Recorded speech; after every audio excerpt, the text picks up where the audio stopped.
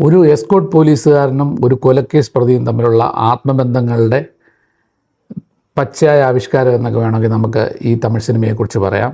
പറഞ്ഞു വരുന്നത് സുരേഷ് രാജകുമാരി ഡയറക്റ്റ് ചെയ്ത സിറൈ എന്ന തമിഴ് സിനിമയെക്കുറിച്ചാണ്.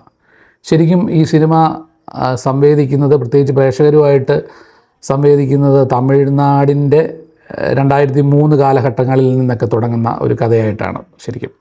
അതുപോലെ നമ്മൾ ഇതിൻ്റെ ഒരു ലോക്കൽ ഫ്ലേവറുകൾ, തമിഴ്നാടിൻ്റെ ലോക്കൽ ഫ്ലേവറുകൾ കൃത്യമായി ഇത് അടയാളപ്പെടുത്തുന്ന സിനിമയാണ്. അത് എങ്ങനെയൊക്കെ പ്രേക്ഷകരിലേക്ക് കൺവിൻസ് ചെയ്യാവുന്ന സാധ്യതകളൊക്കെ ഉള്ളപ്പോഴും അവരിതിനെ വേറൊരു, അതായത് ആംഗിൾ എന്ന് പറഞ്ഞ ഈ പോലീസുകാരൻ, ഒരു എസ്കോർട്ട് പോലീസുകാരൻ എന്ന് പറഞ്ഞായിരുന്നു, അദ്ദേഹം ശരിക്കും അവരുടെ ജയിലിൽ നിന്ന് ഈ പ്രതിയെ കോടതിയിലേക്ക് കൊണ്ടുപോകുന്ന ആ സമയത്തുണ്ടാവുന്ന കഥ ആണ് ഇവർ പറഞ്ഞിരിക്കുന്നത്. അതിനകത്തോട്ട് ഈ പറയുന്ന നമ്മൾ നേരത്തെ പലപ്പോഴും സംസാരിച്ചിട്ടുള്ള വിഷയങ്ങളാണ് ഐഡൻറ്റിറ്റി ക്രൈസിസ് പോലത്തെ വിഷയങ്ങൾ. പ്രത്യേകിച്ച് മുസ്ലിം ക്യാരക്ടേഴ്സിനുണ്ടാകുന്ന എല്ലാ പ്രശ്നങ്ങളും ഈ സിനിമയിലും അവർ വർക്കൗട്ട് ചെയ്തിട്ടുണ്ട്. കാര്യം അത് വലിയൊരു പ്രശ്നമായി മാറും. മത വിദ്വേഷമൊക്കെ സിനിമയിലേക്ക് പിന്നീട് കടന്നു വരുമ്പോൾ അത് നമുക്ക് ഈ സൊസൈറ്റിയായിട്ട് കണക്ട് ചെയ്യുമ്പോൾ ഉണ്ടാകാവുന്ന വലിയ പ്രശ്നങ്ങളൊക്കെയാണ് സിനിമയുടെ മുമ്പോട്ടുള്ള ഈ ഫ്ലോയെ നയിക്കുന്നത്. പക്ഷേ ഇതിൻ്റെ ഒരു ഭംഗി എന്ന് പറഞ്ഞു കഴിഞ്ഞാൽ ഇതിനകത്തെ ക്യാരക്ടേഴ്സൊക്കെ ഭയങ്കര ഗംഭീര പെർഫോമൻസ് മാത്രമല്ല, അവരുടെയൊക്കെ അഭിനയത്തിൻ്റെ സാധ്യതകളെ ഡയറക്ടർ നന്നായിട്ട് യൂട്ടിലൈസ് ചെയ്തു എന്നുള്ളതാണ്. പ്രത്യേകിച്ച് വിക്രം പ്രഭു ചെയ്തിരിക്കുന്ന കോൺസ്റ്റബിൾ കതിരവൻ എന്ന് പറയുന്ന കഥാപാത്രമുണ്ട്. അതുപോലെ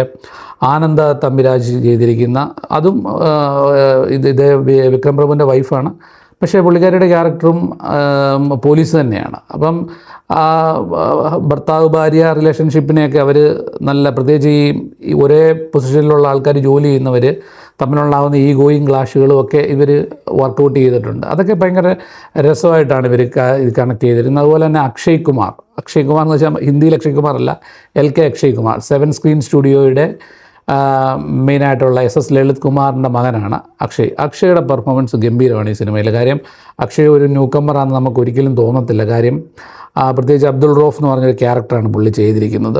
ആ ക്യാരക്ടറിനെ എത്രത്തോളം മനോഹരമാക്കാവോ അത്രത്തോളം ഗംഭീരമായിട്ട് അക്ഷയ് ചെയ്തിട്ടുണ്ട്. അതുപോലെ തന്നെ അനിഷ്മ നമുക്കറിയാവുന്നതാണ്, മരണമാസ്, അയാം കാതലിനൊക്കെയുള്ള മലയാള സിനിമകളിൽ ചെയ്തിട്ടുള്ള ആളാണ്. പക്ഷേ അനിഷ്മയുടെ പ്രകടനവും വളരെ, പ്രത്യേകിച്ച് ഈ സീക്വൻസ്, പ്രത്യേകിച്ച് റൊമാൻസും ആദ്യ സമയത്ത് ഈ ഒരു ഇവരുടെ ഫ്ലാഷ് ബാക്ക് സ്റ്റോറിയൊക്കെ പറയുന്ന ഭാഗങ്ങളിലൊക്കെ ആണെങ്കിലും ഒരുപാട് പെർഫോമൻസിന് സാധ്യതയുള്ള റോളാണ്. അത് പുള്ളിക്കാരി നന്നായിട്ട് ചെയ്തിട്ടുണ്ട്. പിന്നെ എനിക്ക് പേഴ്സണലി ഇഷ്ടപ്പെട്ടത് മൂന്നാർ രമേശിൻ്റെ ഒരു ക്യാരക്ടറുണ്ട്, ഖാദർ ഭാഷ എന്ന് പറയുന്നൊരു ക്യാരക്ടർ. അത് ഭയങ്കര രസമാണ്, ഒരു ഇൻസ്പെക്ടറുടെ ക്യാരക്ടറാണ്. പിന്നെ തേനപ്പൻ ഒരു ക്യാരക്ടർ ചെയ്തിട്ടുണ്ട്. സ്ഥിരം നമ്മൾ തമിഴ് സിനിമകളിൽ കാണുന്ന സാന്നിധ്യമാണ്.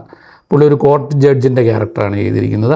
അങ്ങനെ സിനിമ ഓവറോൾ ക്യാരക്ടേഴ്സിൻ്റെ പെർഫോമൻസിലൊക്കെ ഒത്തിരി രസകരമായ കാര്യങ്ങളൊക്കെ ഉണ്ട്. പിന്നെ ഈ സിനിമ ഫസ്റ്റ് ഹാഫ് ഈ തമിഴിൻ്റെ ഒരു കൾച്ചർ ഫേസ് ചെയ്യുന്ന വിവിധ പ്രശ്നങ്ങളൊക്കെ തന്നെയാണ് അവതരിപ്പിച്ചിരിക്കുന്നത്. പ്രത്യേകിച്ച് 2 ഫാമിലി തൊട്ടടുത്ത് താമസിക്കുന്ന ഒരു മുസ്ലിം ഫാമിലിയും ഹിന്ദു ഫാമിലിയും കൂടെ ഒക്കെ ഉണ്ടാകാവുന്ന കോൺഫ്ലിക്റ്റുകളും ഒക്കെയാണ്. അതൊക്കെ പക്ഷേ നമ്മൾ കുറച്ച് ക്ലീശയായിട്ട് കണ്ടിട്ടുള്ള കാര്യങ്ങളാണ്. പക്ഷേ സെക്കൻഡ് ഹാഫിലാണ് ഈ സിനിമയുടെ ഭംഗി മുഴുവനുള്ളത്. പ്രത്യേകിച്ച് ഈ പോലീസുമായിട്ട് ബന്ധപ്പെടുത്തി വരുന്ന കാര്യങ്ങളിലൊക്കെ, പ്രത്യേകിച്ച് ഈ തടവുപുള്ളിയും പോലീസുകാരനും തമ്മിലുള്ളൊരു ആത്മബന്ധം ഉണ്ടാകുക എന്നൊക്കെ പറയുന്നത് അവർ നല്ല, അതിങ്ങനെ കഥ സഞ്ചരിക്കുന്നത്, പ്രത്യേകിച്ച് യാത്രകളാണ്. ഇവർ ഇങ്ങോട്ട് മിക്കവാറും ബസ്സിൽ യാത്ര ചെയ്യുന്നു.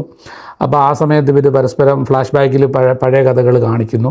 അതൊക്കെ നമ്മളെ കണക്ട് ചെയ്യുന്ന രീതിയിലാണ്. പിന്നെ എനിക്കതിനകത്ത് കുറച്ച് മൊമെൻറ്റ്സുകൾ എടുത്ത് പറയേണ്ടതുണ്ട്. പ്രത്യേകിച്ച് ഈ കോൺസ്റ്റബിൾ കതിരവനും വൈഫും അവർ തമ്മിലുള്ള റിലേഷൻഷിപ്പ്. ഫസ്റ്റിലെ ഈ സിനിമ തുടങ്ങുന്നത് തന്നെ ഒരു ഷൂട്ടൗട്ട് സൈറ്റ് എന്ന് പറഞ്ഞൊരു സാധനമുണ്ട്. ആദ്യം വിക്രം പ്രഭുവിൻ്റെ കൊടുത്തിട്ടുണ്ടായിരുന്നു. കാര്യം ഒരാളെ വെടിവെച്ച് ഇടുന്നതാണ്. പിന്നെ അത് കോർട്ടുമായിട്ട് ബന്ധപ്പെട്ട്, കോർട്ടല്ല ശരിക്കും പുള്ളിക്ക് കോർട്ട് മാർഷൽ പോലത്തെ ഇതിന് ന്യായീകരണം അവതരിപ്പിക്കേണ്ട ഒരു സിറ്റുവേഷൻ ഉണ്ടാകുന്നുണ്ട്. പക്ഷേ അതുമായിട്ട് ബന്ധപ്പെട്ട് വരുമ്പം വീട്ടിലെ കാര്യങ്ങളിലൊക്കെ ഉണ്ടാകുന്ന വലിയ പ്രശ്നങ്ങളൊക്കെ ഉണ്ട്. അത് എത്ര മനോഹരമായിട്ട് അവരൊരു പ്രണയത്തിൻ്റെ ആംഗിളിൽ ഗംഭീരമായിട്ടാണ് എടുത്തിരിക്കുന്നത്. ഒരു സെക്ഷൻ അതിനെ ഇങ്ങനെ കൈകാര്യം ചെയ്ത്, ഇപ്പോൾ പുള്ളി വീട്ടിൽ വന്നതിന് ശേഷം വൈഫ് മിണ്ടുന്നില്ല, പിന്നീട് അതിൻ്റെ ഒരു സീക്വൻസ് പോലെ അടുത്തത്, പക്ഷെ അമ്മയായിട്ട് ഭയങ്കര കണക്റ്റഡ് ആവുന്നു, ബാക്കിയുള്ളവരെ ഒന്നും ശ്രദ്ധിക്കാതെ പുള്ളിക്കാരുടെ കാര്യങ്ങൾ അങ്ങനെ പതുക്കെ ഒരേ സ്ഥലത്ത് ജോലി ചെയ്യുന്ന 2 പോലീസുകാരെന്ന് വേണമെങ്കിൽ വിശേഷിപ്പിക്കാം, അടുത്തടുത്താണെന്ന് തോന്നുന്നു അവരുടെ ക്യാരക്ടേഴ്സിനെ സ്കെച്ച് ചെയ്തിരിക്കുന്നത്. അപ്പോൾ അതൊക്കെ ഇങ്ങനെ കണക്ട് ചെയ്ത് വരുന്നത് ഭയങ്കര ഗംഭീരമായിട്ട് എടുത്തിട്ടുണ്ട്. പിന്നെ ഇതിനകത്ത് കുറേ മെറ്റഫേഴ്സ് ഇവർ ഉപയോഗിച്ചിട്ടുണ്ട്. ഒന്ന് ഈ ഗണ്ണ് പ്രത്യേകിച്ച് തോക്ക് ലോഡിംഗ് ആയിട്ട് ബുള്ളറ്റുകൾ ലോഡ് ചെയ്യുന്നതിനെക്കുറിച്ച് പറയുന്നുണ്ട്. അതൊരു ശരിക്കും അത് ഒരു സീൻ അതിനകത്ത് തന്നെ ഇവർ ക്രിയേറ്റ് ചെയ്തിട്ടുണ്ട്. ശരിക്കും ഈ അബ്ദുൾ റൌഫ് വണ്ടിയിൽ നിന്ന് രക്ഷപ്പെട്ട് ഓടുന്നൊരു സീക്വൻസ് ഉണ്ട്. കാര്യം പോലീസുകാർക്ക് ആ സമയത്ത് വേറെ ചില പ്രശ്നങ്ങളിലായപ്പെട്ടതുകൊണ്ട് ഇവൻ്റെ കാര്യം കൃത്യമായിട്ട് നോക്കാൻ പറ്റാഞ്ഞുകൊണ്ട് പുള്ളി ഓടി രക്ഷപ്പെടുന്നുണ്ട്. പക്ഷേ പുള്ളി ഓടി രക്ഷപ്പെട്ട് വേറൊരു സ്റ്റേഷനിൽ ചെല്ലും. ഇവരിവനെ തപ്പിയിട്ട് കാണാഞ്ഞിട്ട് അവസാനം ആ സ്റ്റേഷനിൽ ചെന്ന് കഴിയുമ്പം ഇവനെ ഇവിടെ കണ്ടു കഴിയുമ്പോൾ ഇവരെടുത്ത് വല്ലാതെ അവനോട് ഭയങ്കരമായിട്ട് ദേഷ്യപ്പെടുകയും ഒറ്റ പക്ഷേ അപ്പോൾ അവിടുത്തെ മൂന്നാർ രമേശ് ചെയ്ത ക്യാരക്ടറാണ് പോലീസിലെ അവിടുത്തെ മെയിനായിട്ടുള്ള ആൾ. പക്ഷെ പുള്ളി അതിനെ ഗംഭീരമായിട്ട് ഇവരെ ക്വസ്റ്റ്യൻ ചെയ്യുമ്പോൾ ഇവർക്ക് പലപ്പോഴും ചോദ്യങ്ങൾക്കുള്ള ഉത്തരങ്ങൾ കൃത്യമായിട്ട് നൽകാൻ സാധിക്കാതെ പോകുന്നുണ്ട്. അങ്ങനെ ചെയ്തു വന്നു കഴിഞ്ഞപ്പോഴാണ് ബുള്ളറ്റ് ലോഡ് ചെയ്തിരിക്കുന്നുണ്ട്. എന്തിനാ ലോഡ് ചെയ്തതെന്ന് ചോദിച്ചപ്പം മറ്റേ പോലീസുകാരൻ പറഞ്ഞത് അവൻ്റെ മുസ്ലിം പേര് അബ്ദുൾ റൌഫ് എന്നാണ് പറഞ്ഞത്. അതൊക്കെ ഇവർ ഒരുപാട് ഈ പ്രത്യേകിച്ച് മതവിദ്വേഷത്തെയൊക്കെ ഗംഭീരമായിട്ട് അവതരിപ്പിക്കാവോ അതിൻ്റെ ഒരു എക്സ്ട്രീം ലെവലിലാണ് അവർ ചെയ്തിരിക്കുന്നത്. പിന്നെ അതുപോലെ തന്നെ ശിവഗംഗ കോർട്ടിൻ്റെ വാതിക്കെ വെച്ച് അബ്ദുൾ റൌഫ് നമാസ് ചെയ്യണമെന്ന് പറയുന്നൊരു സീനുണ്ട്. അത് വിക്രം പ്രഭുവൊക്കെ ഉള്ള സീനാണ്. അപ്പോൾ അങ്ങനെ ഒരു സീൻ നമ്മൾ അടുത്തിടയിലൊന്നും നമ്മൾ സിനിമയിൽ കണ്ടിട്ടില്ല, പ്രത്യേകിച്ച് അങ്ങനെ ഒരു സാധനം. അതുപോലെ തന്നെ PL തേനപ്പനാണ് ആ കോർട്ട് ജഡ്ജായിട്ട് ചെയ്തിരിക്കുന്നത്. പുള്ളിക്ക് ഒരു സിറ്റുവേഷൻ കൊടുക്കുന്ന ഒരു ക്ലൈമാക്സിന് തൊട്ട് മുമ്പുള്ളൊരു സീക്വൻസ് ഉണ്ട്. അതൊക്കെ ക്യാരക്ടേഴ്സിനെ ഭയങ്കരമായിട്ട് ബൂസ്റ്റ് ചെയ്യുന്ന ഇതാണ്. അതുപോലെ തന്നെ ആക്ഷൻ സീക്വൻസ് തുടങ്ങുമ്പോൾ ഒരു ആക്ഷൻ സീക്വൻസ് യൂസ് ചെയ്തിട്ടുണ്ട്. അത് അത്യാവശ്യം നന്നായിട്ട് വന്നിട്ടുണ്ട്. പിന്നെ ഇത് ഫ്ലാഷ് ബാക്ക് ഇങ്ങനെ കുറച്ച് നെഗറ്റീവ്സായിട്ട് നമുക്ക് തോന്നുന്ന ഈ ക്ലീഷേ പോലത്തെ കാര്യങ്ങളേ ഉള്ളൂ. അല്ല പിന്നെ ജസ്റ്റിൻ പ്രഭാകരനാണ് ഇതിൻ്റെ മ്യൂസിക് കൈകാര്യം ചെയ്തിരിക്കുന്നത്. UN പാടിയ ഒരു പാട്ടൊക്കെ ഉണ്ടായിരുന്നു, അത്യാവശ്യം നന്നായിട്ട് വന്നിട്ടുണ്ട്. അതുപോലെ വേറെ ഒരു ലവ് സോങ് പോലത്തെ ഒരു പാട്ടും അല്ലാത്തൊരു 3 പാട്ടാണ് മൊത്തത്തിലുള്ളത്. അതൊക്കെ ഒരു ആവറേജ് നല്ല, പ്രത്യേകിച്ച് കഥയായിട്ട് ലയിക്കുന്ന രീതിയിലുള്ള ഗാനങ്ങളാണ്. പിന്നെ അതുപോലെ ക്യാമറ കൈകാര്യം ചെയ്തിരിക്കുന്നത് മാതേഷ് മാണിക്യമാണ്. പ്രത്യേകിച്ച് റൂറൽ ബേസ് ആയിട്ട് നിന്ന് ഈ യാത്രകളൊക്കെ പ്രത്യേകിച്ച് അതിനെയൊക്കെ കോൺഫ്ലിക്റ്റ് ചെയ്തെടുത്തിരിക്കുന്ന ഷോട്ട്സുകളൊക്കെ ഭയങ്കര രസമായിട്ട് തോന്നിയായിരുന്നു. ഫിലോമിൻ രാജ് എഡിറ്ററാണ്. സിനിമയ്ക്ക് ഒരുപാട് ലെങ്ത് ഒന്നുമില്ല, 124 മിനിറ്റാണ്. അത്യാവശ്യം നമുക്ക് ആസ്വദിച്ച് കാണാം. പ്രത്യേകിച്ച് സെക്കൻഡ് ഹാഫ് ഒന്നും നമുക്കങ്ങനെ ബോറടിക്കുന്നില്ല. അത്യാവശ്യം നന്നായിട്ട് തന്നെ അത് ആസ്വദിക്കാവുന്ന സിനിമയാണ്. പിന്നെ ഈ പറഞ്ഞ കുറേ മെറ്റഫേഴ്സ് ഇവർ യൂസ് ചെയ്തിട്ടുണ്ട്, നേരത്തെ പറഞ്ഞതുപോലെ.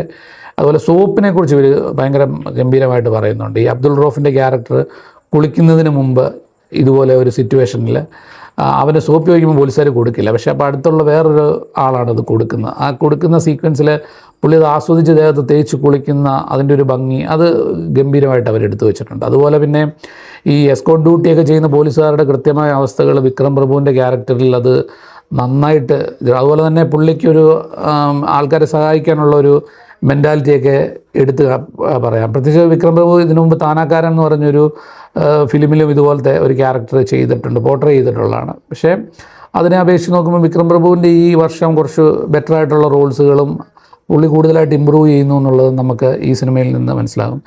എന്താണേലും പ്രേക്ഷകർക്ക് ഏത് രീതി നോക്കിയാലും, പ്രത്യേകിച്ച് ഇപ്പം മതം, ജാതി അങ്ങനെയൊക്കെയുള്ള വേർതിരിവുകൾ തമിഴ്നാടിൻ്റെ ഒരു സൊസൈറ്റിയുടെ ഭാഗമായിട്ട് നിൽക്കുമ്പോൾ തന്നെ അവരുടെ പഴയ ആൾക്കാരെ, പ്രത്യേകിച്ച് അവരുടെ ആദ്യകാലത്തെ പല നേതാക്കന്മാരെയും ഓർമ്മപ്പെടുത്തുന്ന ചില കണ്ടെത്തലുകൾ കൂടി ഈ സിനിമ, പ്രത്യേകിച്ച് സുരേഷ് രാജകുമാരി നടത്തുന്നു എന്നുള്ളത് പ്രത്യേകം അഭിനന്ദനാർഹമാണ്. നിങ്ങൾക്ക് ഈ സിനിമ തീർച്ചയായും തിയേറ്ററിൽ കാണാവുന്നതാണ്.